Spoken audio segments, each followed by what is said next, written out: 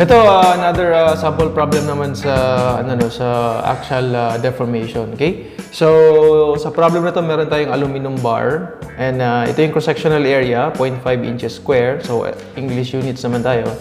So, carries an axial load or the axial loads applied at the position shown. So, ito yung mga axial loads na given.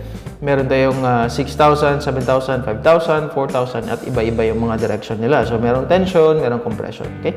So, compute the total change in length of the bar if yung E natin is 10 times 10 to the 6 PSI or pounds per square inch.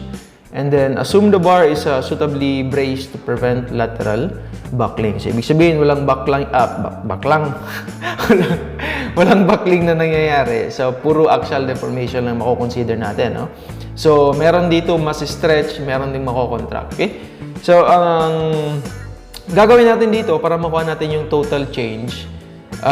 Ito kasi meron tayong mga sections dito, no? So, may section na 3 feet, may section na 5 feet, section din na 4 feet. And then, itong mga external forces na nakikita natin, magkukos siya ng either, yung nasabi natin kanina, either tension, so masi-stretch, or either compression. Pwede rin compression or mako-contract. So, kukunin natin ngayon yung total deformation, which is deformation T, which is equal to yung deformation ng section 1, deformation ng section 2, at saka deformation ng section 3. Okay? So, yan. Meron ba ba? Ito, no? Pag tension, kasi since masi-stretch yung member natin, so ibig sabihin, meron siyang positive na deformation. So, dito, careful na tayo sa mga signs or notation natin, no? So, kung nagko-compress, so meron kang compression na force, ibig sabihin, magko-contract yung member mo. So, meron kang negative na deformation. I think na-mention pala natin yan, no, sa normal strain na discussion. Pag positive yung deformation, that's caused by tension kasi masi-stretch. Pag negative naman yung deformation, caused yan ng compression na force kasi pa-contract siya or pa-compress. Okay?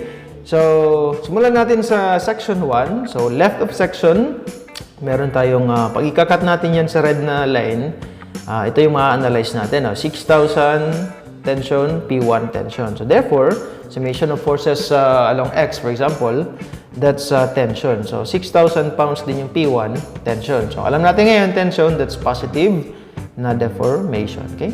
So, paano makuha yung deformation? Apply lang natin ulit yung PL over AE. So, ito yung P, ang L natin is 3. And then, meron tayong conversion factor kasi nga, nasabi natin last lesson, yung last na previous example natin, most deformations is mas convenient na i-express in terms of maliliit na units, millimeters or inches. So, i-convert na natin to. Dito naman sa ilalim, meron tayong area na inches square, tapos inches square din yung dito kasi naka-PSI. So, makakancel yung inches square, cancel din yung pounds, ang matitira na lang is inches kasi mawawala na rin yung feet. Okay? So, evaluate lang natin sa calculator. Meron tayong 0.0432 inches na positive deformation. Okay? So, sa second section, which is dito sa gitna, kung consider pa natin yung left na section, meron tayong makukuha ang ganito, no? So, cut natin, meron tayong 600, tapos meron tayong to the right na 7,000, 6,000 pala to, no? And then, of course, pag titingnan natin, mas malaki yung to the right kaysa to the left. So, ibig sabihin, yung P2 natin, automatic to the left para matulungan nyo yung 6,000 pounds na i-counter yung 7,000 para meron tayong equilibrium pa rin. Okay? So, P2 is just equal to 7,000 minus 6,000. Kung gusto nyo talagang, pag wala kayong tiwala dito, pwede nyo mag-sum up forces along the X. No? And then, meron tayong P2 na 1,000 pounds, which is compression. Kasi, direction niya is towards your area or towards your member. So, that's compression. So, negative. So, ang ating deformation 2 is just, ito, no? Negative 1,000 kasi compression times 5 feet. Ito yung length ng ating middle section. Ito, conversion lang. Same pa rin yung A, same pa rin yung E. So, meron tayong negative 0.012 inches. Ibig sabihin, dito sa midsection natin, merong contraction or compression na nangyayari. Okay? So, meron tayong stretch dito, elongation. Meron naman dito, no? Compression. Sa third na section, consider natin yung right na section. Okay? right of section. So, meron kang 4,000 dito tension. Of course, automatic, meron ka ring P3 na 4,000 pounds din tension. So, ang magiging deformation natin sa section 3, positive. Ito naman yung length, 4 feet. Itong conversion, same pa rin yung A tsaka E.